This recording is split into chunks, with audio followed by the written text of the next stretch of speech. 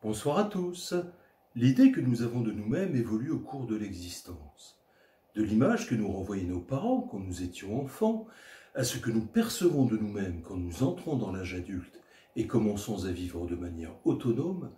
notre identité n'a cessé de se transformer au gré de nos expériences et de nos apprentissages.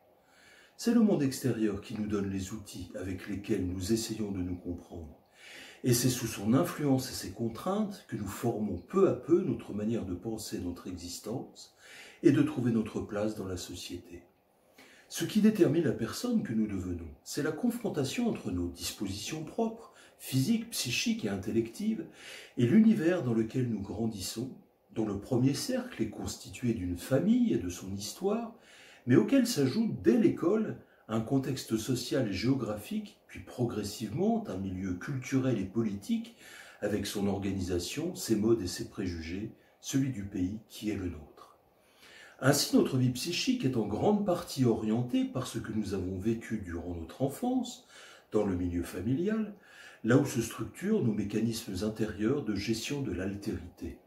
Quant à notre vision du monde et du sens de la vie, elle commence à se constituer durant l'adolescence, dans une alternance d'adoption ou d'opposition aux idées que nous découvrons durant nos études ou qui circulent dans notre environnement. Lorsque nous quittons le foyer parental pour entrer dans la vie adulte, notre personnalité est formée, tout comme notre manière de nous considérer et d'envisager notre avenir.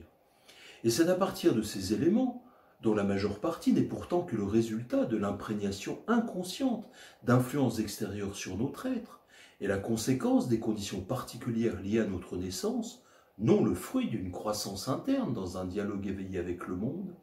que nous allons avancer dans l'existence et commencer à bâtir notre univers.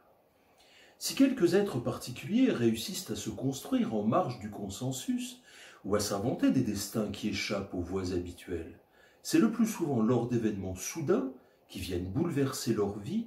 ou après la lente érosion intérieure que produit le décalage entre leur quotidien et leur être intime, que la majorité des êtres humains sont poussés à s'interroger sur ce long processus qui les a amenés à se constituer tels qu'ils sont et à leur faire mener l'existence qui est la leur. En effet, tant que l'intrication inconsciente et irréfléchie de leur mode de penser, de sentir et d'agir, qui maintient leur manière d'être au monde, leur permet des résultats qui satisfont leurs besoins en termes matériels, intellectuels ou symboliques selon leur type, ou réussit à préserver une délicate négociation avec soi, dans laquelle frustrations et maladies ne l'emportent pas, ils ne sont pas poussés à la remise en cause d'un ordre des choses apparemment peu ou prou satisfaisant. Mais si ce fragile équilibre vient à se rompre, entre cette contrainte intérieure qu'on s'impose pour taire les doutes et les bénéfices induits dont on profite, commence alors une phase d'introspection parfois douloureuse, durant laquelle seront battues en brèche bon nombre de certitudes. La personne perçoit alors l'inadéquation non amendable entre ses besoins réels ou sa sensibilité et la tournure qu'a prise son existence. Elle devine combien l'idée qu'elle a d'elle-même est faussée, car déterminée par des critères extérieurs et non par une juste évaluation issue de sa vie intérieure. Sans trop savoir comment ni vers quoi cela l'emmènera, elle se sent poussée à évoluer par une urgence qui n'est autre que l'expression de son être intime en souffrance, qui demande à être enfin prise en compte. Il devient nécessaire d'entreprendre un travail de compréhension de son itinéraire personnel et de connaissance de soi qui lui permette de dénouer peu à peu la complexité de sa personnalité pour se reconnecter avec son être essentiel. C'est dans ce lent cheminement de réappropriation de son existence et de reconstruction de soi que la personne s'ouvrira peu à peu à une vie plus authentique qui honorera alors sa singularité première.